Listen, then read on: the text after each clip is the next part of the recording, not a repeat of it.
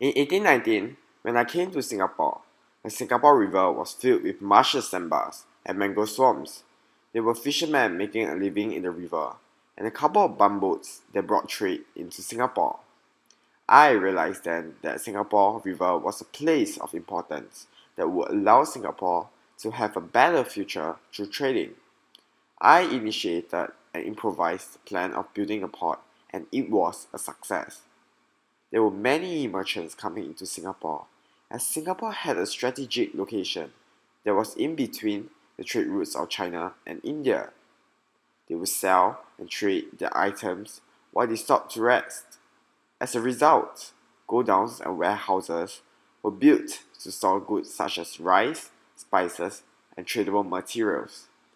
Shophouses and warehouses flourished around the quays due to their proximity to the Singapore River, which allowed easy transportation to these storage facilities. I am very proud to say that Singapore turns out to be a very successful port.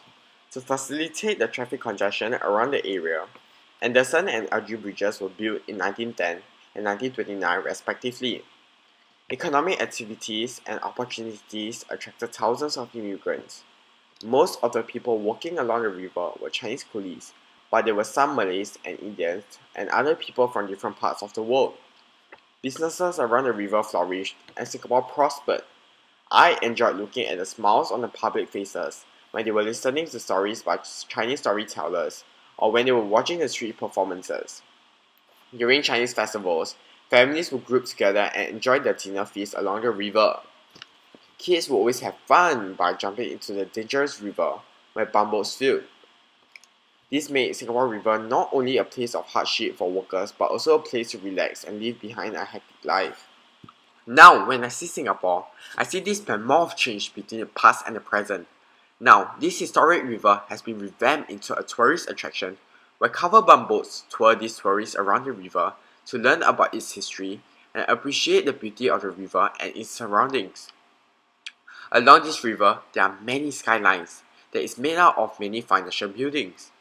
The Quays today are known for its nightlife industry consisting of pubs and clubs where locals and tourists alike experience the nightlife of Singapore. There are many famous restaurants and museums such as the Asian Civilization Museum where people get educated about the life in the past. However, it still carries a nostalgic atmosphere due to the bronze sculptures and pushcarts selling ice creams, which depicts the past life of the people along the Singapore River. I hope Singapore, in the many more years to come, will continue developing and make use of the Singapore River wisely.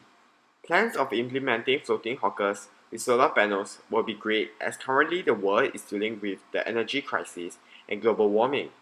If we do this, we will not only help to efficiently make use of land and be economically friendly, but also revive the vibe of hawkers in Singapore. Wouldn't that be great? Singapore River would be a very popular place and people wouldn't stop coming.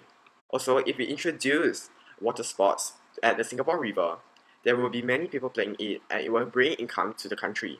I foresee by SG100, Singapore will be very successful and the Singapore River will play a major role in it. This is Raffles signing off.